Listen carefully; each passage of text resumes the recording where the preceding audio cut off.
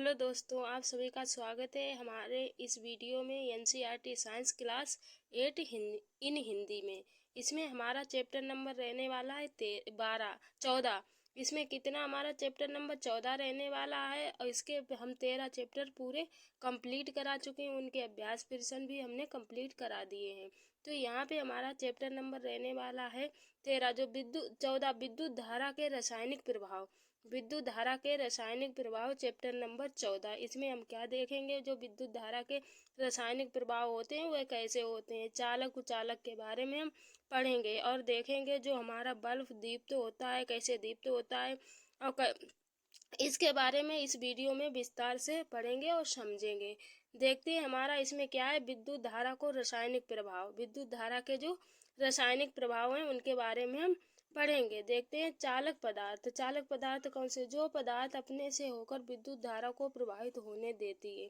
कौन से पदार्थ, जो पदार्थ ऐसे होते हैं, क्या होते हैं, विद्युत धारा को अपने से प्रभावित होने देते हैं, उन्हें क्या विद्युत का सुचालक कहते हैं और अच्छे चालक होते हैं। जैसे देख लेते हैं उदाहरण के तौर पे तांबा हुआ, एल्यूमिनियम विद्युत का चालक करते हैं। जैसे तांबा तथा एल्यूमिनियम विद्युत का क्या करते हैं, चालक करते हैं। देख लेते हैं आगे, विद्युत के हीन चालक और कुचालक। विद्युत के हीन चालक और कुचालक कौन से, इन्हें देख लेते। जो पदार्थ अपने से होकर विद्युत धारा आसानी से प्रभावित नहीं होने देते हैं। कौन से पदार्थ, जो पदार्थ ऐसे होते हैं जिसमें क्या है, विद्युत धारा आसानी से प्रभावित नहीं होती है, वे विद्युत के हीन चालक कहलाते हैं। वे विद्युत के हीन चालक कहलाते हैं। उदाहरण के तौर पे हम देख सकते हैं, जैसे हमारी रबड़ हुआ, प्लास्टिक तथा लकड़ी विद्युत के चालन नहीं करते। एक ऐसे पदार्थ हैं जी विद्युत के चालन नहीं करते। जैसे लकड़ी है, लकड़ी में भी और रबड़ में भी और प्लास्टिक में क्या होता है, विद्युत का चालन नहीं होता है। तो इसमें क्या है, विद्युत का चालन नहीं करते। अभी तक हमने अपने संपरीक्षित टेस्ट से केवल उन पदार्थों की जांच की जो क्या है, ठोस अवस्था में, क्या है, ठोस अवस्था में उनका हमने क्या करा, जांच की है। देख लेते हैं हमारा सुचालक दिया है, इसमें क्या है, बल्ब हमारा दीप्त हो रहा है। बल्ब क्या है, दीप्त हो रहा है।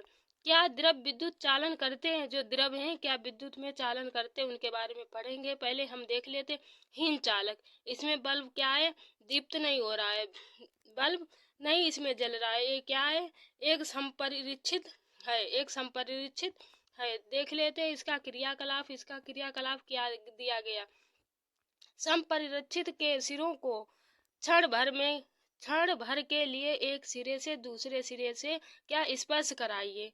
क्या है, संपरिरक्षित सिरों को क्षण पर एक सिरे से दूसरे सिरे पर क्या करना, स्पर्श कराना है। ऐसा करते ही संपरिरक्षित का परिपथ पूरा हो जाता है और बल्ब दीप्त होना चाहिए। बल्ब कैसा होना चाहिए, दीप्त हो जाना चाहिए।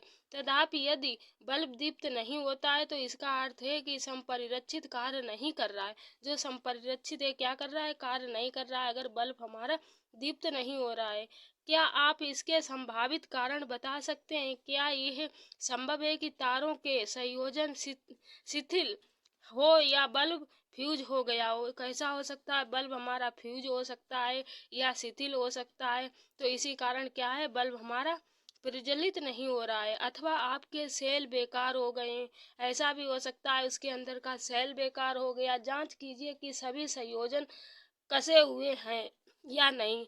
उसमें जो क्या है, सभी संयोजन लगे हैं, उन्हें हमें जांच करना है कि वो कसे हुए हैं कि नहीं अच्छी तरह से। यदि संयोजन पहले से ही कसे हुए हैं तो बल्ब को बदल दीजिए। आपको क्या करना, अगर संयोजन अच्छे से कसे हुए हैं तो क्या करें, बल्ब को हमें चेंज कर देना चाहिए। अब फिर जांच कीजिए कि संपरिरक्षित क्या है, कार्य कर रहा है। अब आपको जांच करनी है कि जो संपरिरक्षित है क्या कार्य कर रहा है या नहीं कर रहा है। यदि आप अब भी कार्य नहीं कर रहा है तो सेलों का बदल दीजिए। अगर अब भी ना कार्य करे तो आप क्या करें, अब सेलों को चेंज कर दें। देखते हैं इस प्रकार से संपरिरक्षित भली भांति कार्य लगे हो, इसका उपयोग विभिन्न द्रव्यों को परीक्षण करने के लिए करते हैं। क्या है, इस प्रकार से जो संपरिरक्षित की भली भांति कार्य लगे तो इसका उपयोग विभिन्न द्रव्यों के परीक्षण करने के लिए किया जाता है। और हमें चेतावनी दी जाती है कि हमें क्या कि कैसे इसका प्रयोग करना चाहिए, कैसे इसकी जांच करनी चाहिए। तो इसमें हमें चेतावनी क्या दी गई, आपने संपरिरक्षित की जांच करते समय इसके तारों के क्या है स्वतंत्र सिरे को केवल कुछ क्षणों से अधिक स्पर्श ना कराइए। क्या करें आप, अपने जो संपरिरक्षित की जांच करते समय आपके तारों के जो स्वतंत्र सिरों को केवल कुछ क्षणों से अधिक स्पर्श ना कराइए। कुछ क्षणों से अधिक आपको क्या करना, उन्हें स्पर्श नहीं कराना है, अन्यथा बैटरी के सेल अत्यधिक शीघ्रता से समाप्त हो जाएंगे। बैटरी के सेल क्या करेंगे, अत्यधिक तीव्रता होगी और वो समाप्त हो जाएंगे। नेक्स्ट क्रियाकलाप देख लेते हैं, इसमें क्या दिया गया, जो बेकार फेंकी गई बोतलों के प्लास्टिक या रबड़ के कुछ ढक्कन एकत्र करके उन्हें साफ करिए। आप क्या करें, जो बेकार फेंकी गई बोतलें होती हैं प्लास्टिक की या रबड़ की, कुछ ढक्कन एकत्र करिए, आप इकट्ठे करिए, फिर करके उन्हें साफ करिए। फिर उन्हें आप क्या करें, साफ करें। एक ढक्कन में एक चाय के चम्मच के बराबर नींबू का रस या छिलका उड़ेलिए। आपको क्या करना, एक चम्मच में क्या करना है, नींबू का रस या छिलका क्या आपको लेना है। अपने संपरिरक्षित को इस ढक्कन के समीप लाकर क्या करें, अपने संपरिरक्षित को इस ढक्कन के समीप लाके उसके सिरे को नींबू के रस या सिरके में डुबाइए। उसके रस में क्या करें, आपको उसमें डुबाना है उसके सिरे को। ध्यान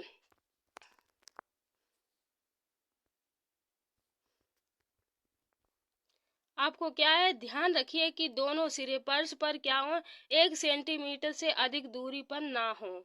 क्या हो, रखिए, याद रखिए, आपको क्या याद रखना है कि दोनों सिरे हैं फर्श पर क्या हो, 1 सेंटीमीटर से अधिक दूरी पर ना हो। लेकिन इसी के साथ साथ वे एक दूसरे को स्पर्श भी ना करें।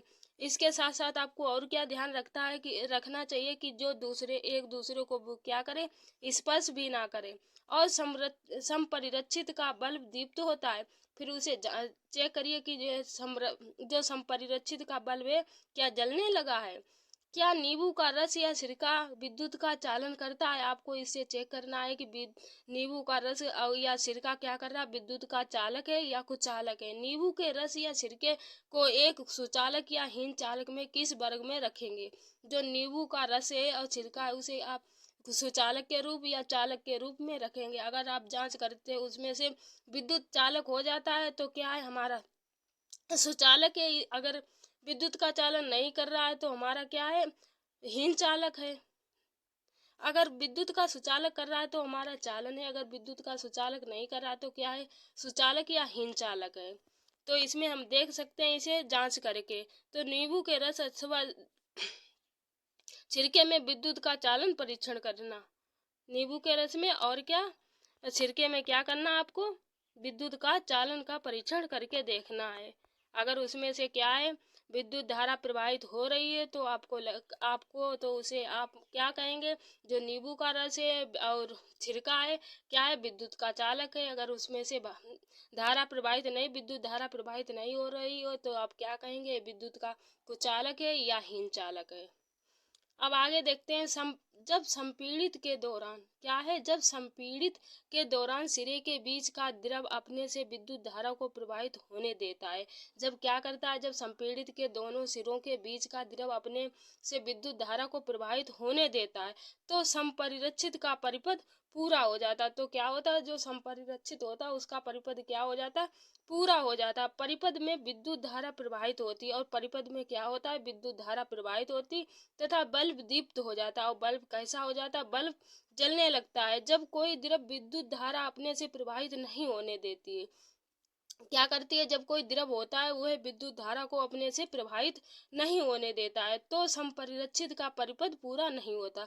तो क्या होता है, जो संपरिरक्षित होता है उसका परिपथ पूरा नहीं होता है और तब बल्ब क्या करता, दीप्त नहीं होता, तब बल्ब हमारा नहीं जलता है। कुछ स्थितियों में द्रव के चालक होने पर भी संभव हो सकता है। कुछ स्थिति में क्या आप कर सकते हैं, जो द्रव के चालक होने पर भी संभव हो सकता है कि बल्ब दीप्त ना हो। ऐसा भी हो सकता है कभी कभी क्या होता है, विद्युत का अगर द्रवों के चालक होने पर भी क्या होता है, हमारा बल्ब जलता नहीं है। तो विद्युत धारा के ऊष्मीय प्रभाव के कारण बल्ब का तंतु उच्च ताप तक गर्म होकर दीप्त हो जाता है। तो क्या होता है, विद्युत धारा के जो ऊष्मीय प्रभाव के कारण क्या करता है, बल्ब उच्च ताप तक गर्म होता है फिर दीप्त हो जाता है। तथापि यदि परिपथ में विद्युत धारा दुर्बल है, यदि क्या है, विद्युत धारा अगर दुर्बल है तो तंतु पर्याप्त गर्म न हो पाने के कारण दीप्त नहीं होगा।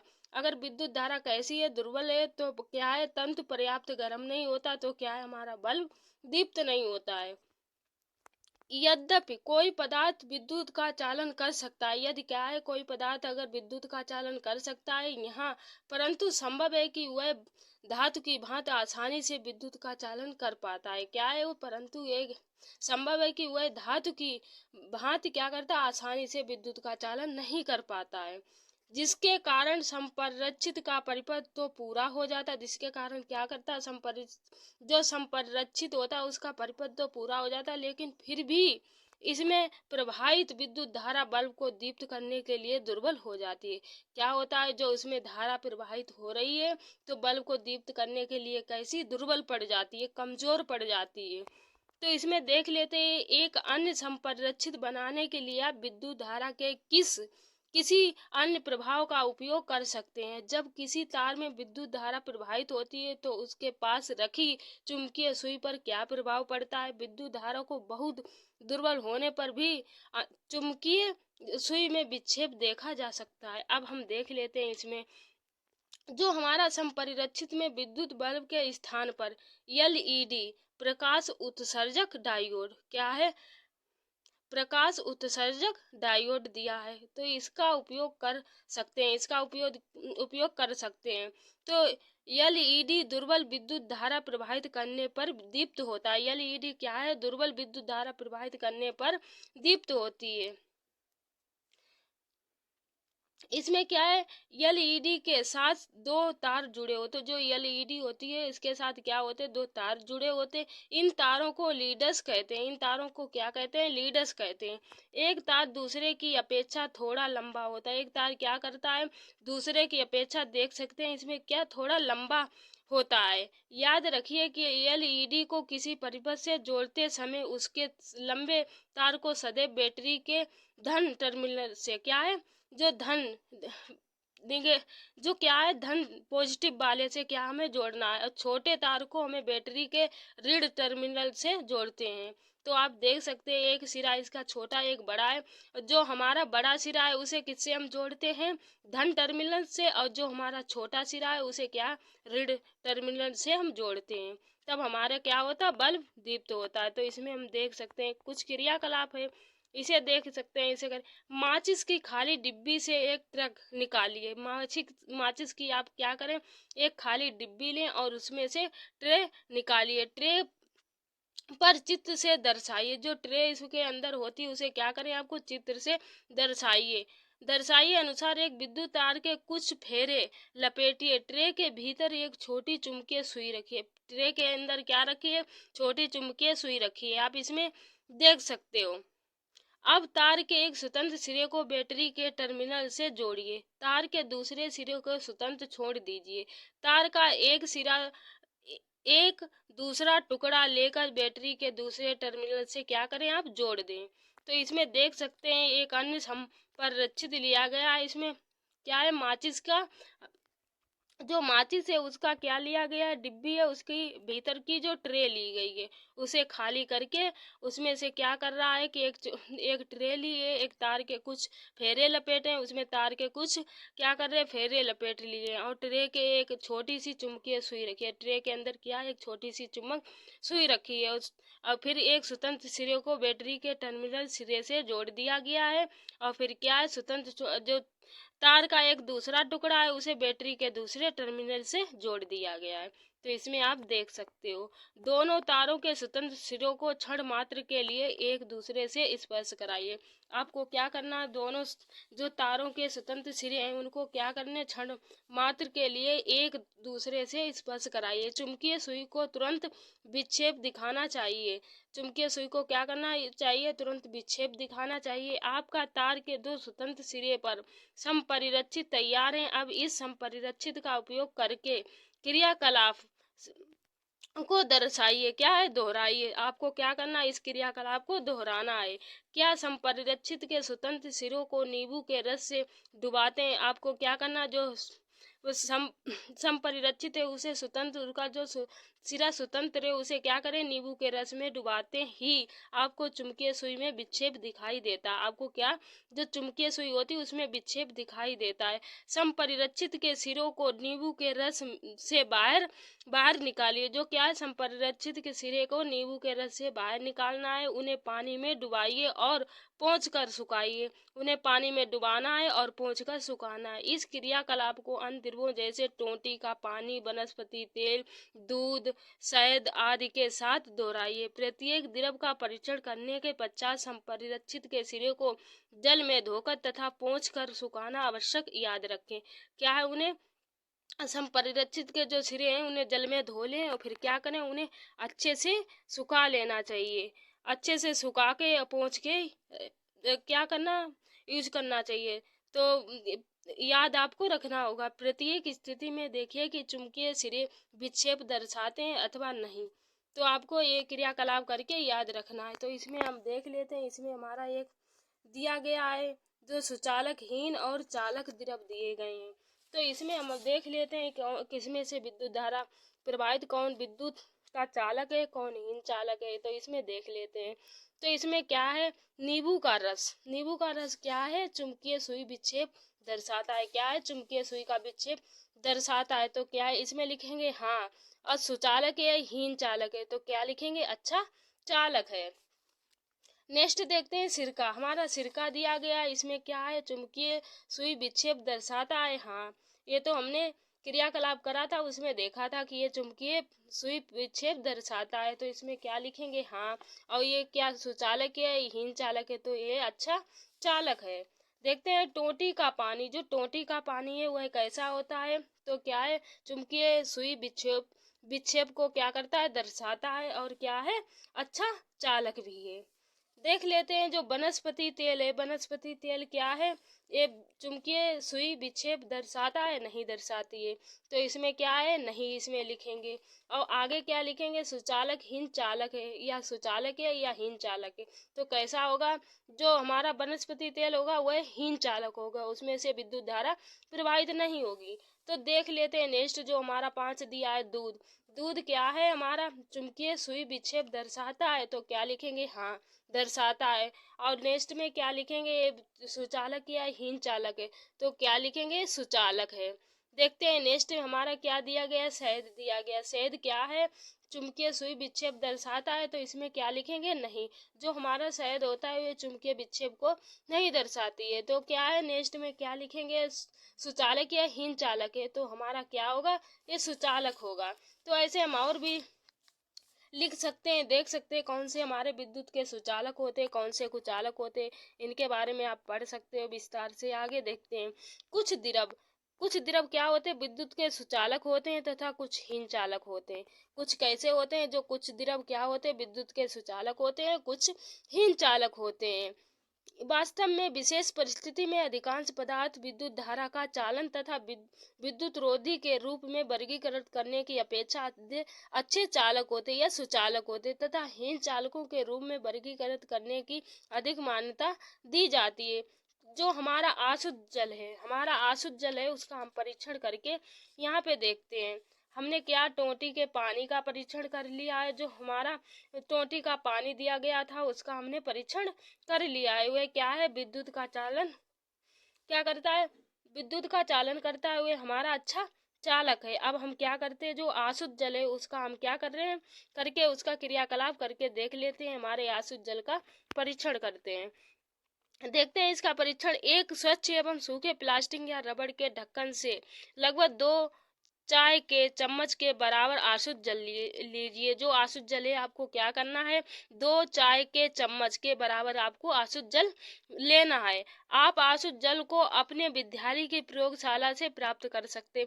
अशुद्ध जल आपको कहाँ मिलता है, आपकी जो प्रयोगशाला होती है कॉलेज में या स्कूल में, उसमें क्या आपको अशुद्ध जल प्राप्त हो जाएगा, वहाँ से मिल जाएगा, आप वहाँ से उसे ले सकते हो। आप किसी दवाई की दुकान या डॉक्टर या नर्स से भी आशुद्ध जल ले सकते हो। और कहाँ से आपको मिल सकता है? जो दवाई की दुकानें होती हैं, डॉक्टर होते हैं, नर्स होती हैं, या अस्पताल में आपको क्या होता है, आशुद्ध जल, वहाँ से भी आप ले सकते हो। संपरिरक्षित का उपयोग करके परीक्षण कीजिए। आपको क्या करना है? संपरिरक्षित उपयोग करके परीक्षण कीजिए कि आशुद्ध जल विद्युत चालन करता है अथवा नहीं। आपको क्या चेक करना है कि जो आशुद्ध जल है विद्युत का चालन है या कुचालक है। तो आप क्या पता पता आप क्या पाते हैं, आपको परीक्षण करना है, फिर आप उसका रिजल्ट देखते हैं, आप क्या पाते हैं। क्या आशुद्ध जल विद्युत का चालन करता है? अब इस चुटकी साधारण नमक लेकर इसे आशुद्ध जल का घोलिए। आपको पहले क्या करना है? खाली आशुद्ध जल का परीक्षण करना है, फिर आपको उसका रिजल्ट देखना है। रिजल्ट देखने के बाद उसका रिजल्ट क्या आता है, विद्युत का चालन कर रहा है कि या विद्युत का हीन चालन है। तो आपको क्या करना है? उसी परीक्षण को देखने के बाद उसमें क्या करना है? आपको एक चुटकी साधारण नमक लेकर इसे आशुद्ध जल में घोलिए।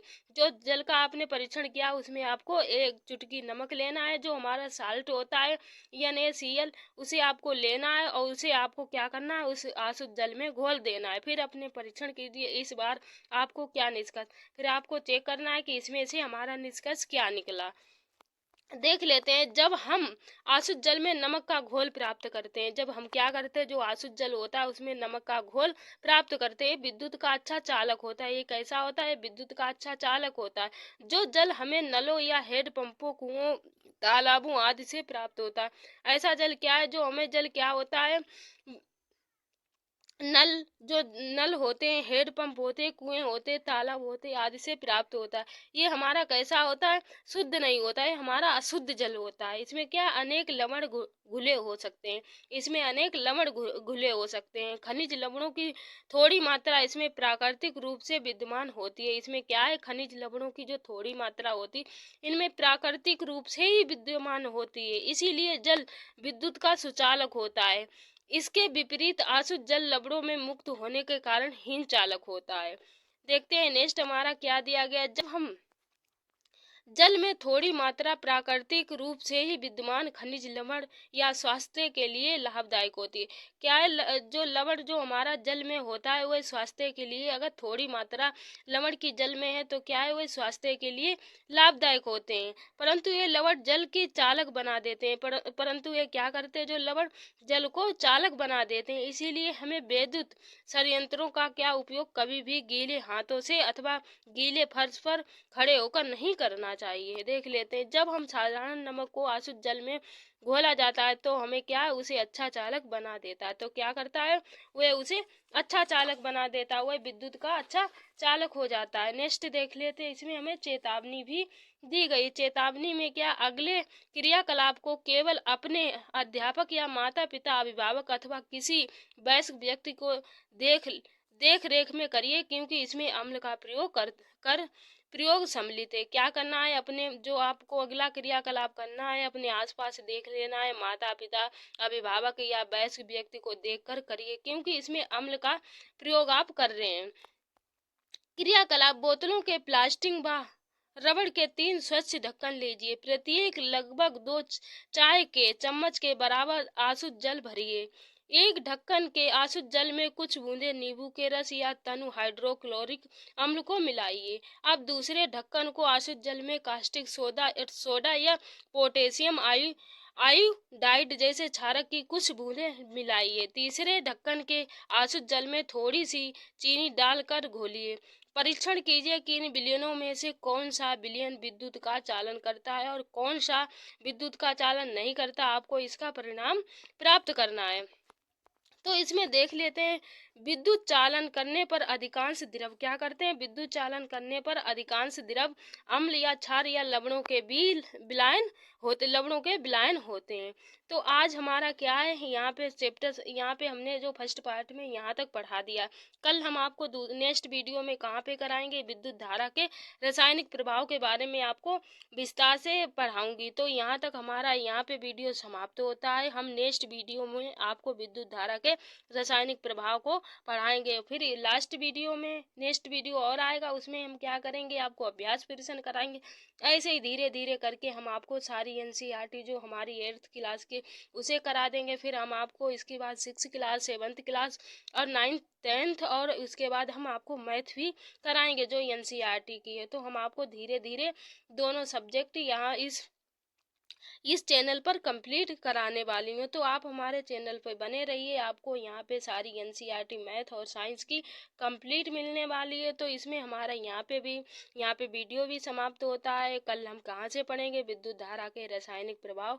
और आप लोग पढ़ते रहिए और आगे बढ़ते रहिए। Thank you.